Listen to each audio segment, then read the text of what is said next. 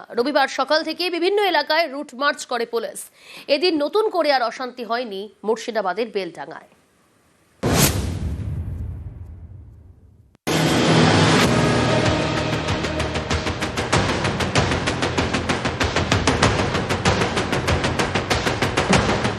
বেলডাঙ্গা যুবক ঝাড়খণ্ডে কাজে গিয়েছিলেন, সেখানে তাকে খুনের অভিযোগ।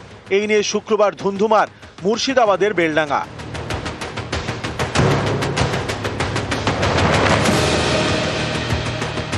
শনিবার আবারও উত্তাল, এবার বেলডাঙ্গা শ্রমিককে বিহারে মারধরের অভিযোগ ঘিরে।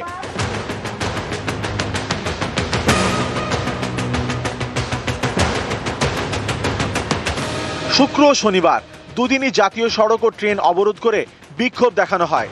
রবিবার সকাল থেকে ছবিটা অন্যরকম। বেলডাঙ্গার বিভিন্ন এলাকায় পুলিশ রুট মার্চ করে, পথে নামেন পুলিশ সুপার।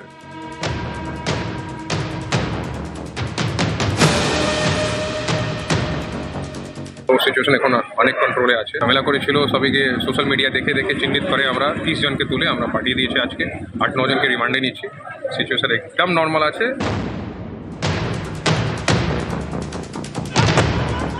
শনিবারই অশান্তির পিছনে অন্যতম পান্ডা মতিউর রহমানকে গ্রেপ্তার করে পুলিশ। এছাড়াও পুলিশের জালে আজাদ শেখ, হাদিমুল শেখ, মিলন শেখ, রিয়াজুল শেখ, হুদাল্লিম মোল্লা, মফিজুল শেখ, সাদিকুল শেখ, আফরাজ শেখ, হাদিসুল শেখ সহ বেশ কয়েকজন। বেলডাঙ্গার বাসিন্দা আনিসুর রহমান, বয়স 25, বিহারের ছাপড়ায় ফেরিওয়ালার কাজ করেন। অভিযোগ, বাংলা বলায় বাংলাদেশি সন্দেহে শুক্রবার তাকে মারধর করা হয়। শনিবার সকালে অ্যাম্বুলেন্সে তিনি বেলডাঙ্গায় ফেরেন, তারপরেই তুলকালা।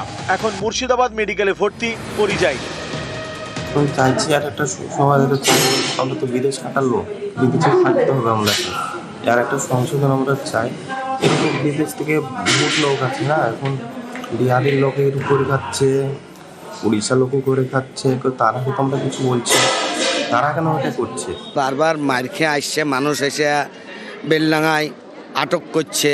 তাতে আমরা যাতে শান্তি বজায় রাখতে চাই, শান্তি হোক, এইগুলো চাইছি। বাইরে মার খেয়ে আসছে, এই আমরা খুব দুঃখজনক। ঝাড়খণ্ডে মৃত পরিযায়ের বাড়িতে রবিবার যান বহরমপুরের তৃণমূল সাংসদ ইউসুফ পাঠান। ये इंसिडेंट्स बार बार नहीं होने चाहिए और इसकी सरकार को नोट देनी होगी। ममता बनर्जी और अभिषेक बनर्जी ने फैमिली के एक इंसान को जॉब देने के लिए भी कहा है। उनका जो बच्ची है उसकी पढ़ाई के लिए भी ध्यान दिया जाएगा, उसके लिए उसको अच्छे से अच्छा एजुकेशन मिले, इसके पीछे ध्यान दिया जाएगा। 3 বছরের যে বাচ্চা মেয়েটা, তার শিক্ষার ব্যবস্থা করবে। তার স্ত্রী আছে, তার স্ত্রীর যে কোনো একটা কাজের ব্যবস্থা করে দেবে। আমাদের ইউসুফ পাঠান আমাদের পাশে আছে। বলতে গেলে আমরা এটুকুই চাই যে ফ্যামিলিটাকে দেখুক, আর দ্বিতীয়বার আমাদের রাজ্যের বাইরে নিরাপত্তা চাই সবারই। নিউজ 18 বাংলা। আরও এক বাংলার পরিযায়ী রহস্য মৃত্যু। অরুণাচলে বাংলার পরিযায়ী রহস্য মৃত্যু। শীতলকুচির কুরসামারির পরিযায়ী শ্রমিককে খুনের অভিযোগ পরিবারের। রেল লাইনের ধারে উদ্ধার হিমঙ্কর পালের রক্তাক্ত দেহ।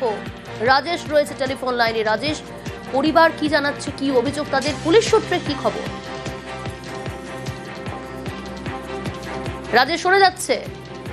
হ্যাঁ, দেখো একদমই তাই। শীতলকুচি ব্লকের ভাওর থানা গ্রাম পঞ্চায়েতের কুরসামারি এলাকার যুবক হিমঙ্কর পাল, সে কিন্তু পরিযায়ী শ্রমিকের কাজ করে এবং পরিযায়ী শ্রমিকের কাজ করতেই তিনি গিয়েছিলেন।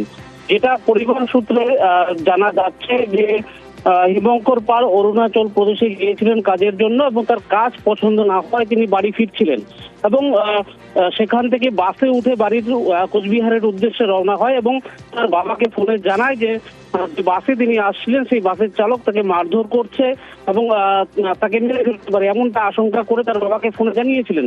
তারপর তার বাবার সঙ্গে আর কোনো যোগাযোগ তার হয়নি এবং তার বাবা পরবর্তীতে সেই নম্বরে একাধিকবার ফোনের চেষ্টা করেও তার ছেলেকে পাননি। পরবর্তীতে কিন্তু আজ এই আসামের গোয়ালপাড়া এলাকার সেখানকার পুলিশের পক্ষ থেকে তার বাবাকে ফোনে জানানো হয় তার ছেলের দেহ রেল লাইনের পাশ থেকে উদ্ধার হয়েছে এবং তার পরিবারের যেটা দাবি যে তার ছেলেকে মেরে সেখানে ফেলে দেওয়া হয়েছে এবং এই ঘটনায় যারা দোষী তাদের কিন্তু কঠোর শাস্তির দাবি জানিয়েছেন। এই ঘটনায় কিন্তু এলাকায় ব্যাপক চাঞ্চল্য ছড়িয়েছে। অপরদিকে এই খবর পেয়ে কিন্তু স্থানীয় তৃণমূল নেতৃত্বরা সেই বাড়িতে যান এবং পরিবারটির পাশে থাকার আশ্বাস দেন। তো এই মৃত্যুর ঘটনা কিন্তু এর আগেও দেখা গিয়েছে, ভিন রাজ্যে গিয়ে পরিযায়ী শ্রমিকদের মৃত্যুর ঘটনা ঘটেছে, মারধরের ঘটনা ঘটেছে। সেই থেকেই তার পরিবারের আশঙ্কা হয়তো তার ছেলে বাঙালি, সেই কারণে তার ছেলের উপরে এই আক্রমণ আসতে পারে বলে মনে করছে পরিবারের সদস্যরা। বেশ রাজেশ। যে বাবা আমাকে মারছে ড্রাইভার, আমার গলা টিপে ধরছে, আমি বলছি বাবা তুই আয় বাড়িতে, এরপরে ফোনটা বন্ধ হয়ে গেল। আমার মনে হয় আমরা বাঙালি বলে ঘটনাগুলো এভাবে ঘটছে বিভিন্ন জায়গার মধ্যে। আমি চাই সরকারের কাছে এটা ভালোভাবে তদন্ত করে যাদের উপযুক্ত শাস্তি হোক, এই ব্যবস্থা নেওয়া হোক। কেন বাঙালিদের উপরে এত অত্যাচার অবিচার চলছে প্রতিটা জায়গায় প্রতি মুহূর্তে? এইভাবে হাতিয়ারটা ডাকছে, মাথায় রড দিয়ে বাড়ি মারছে।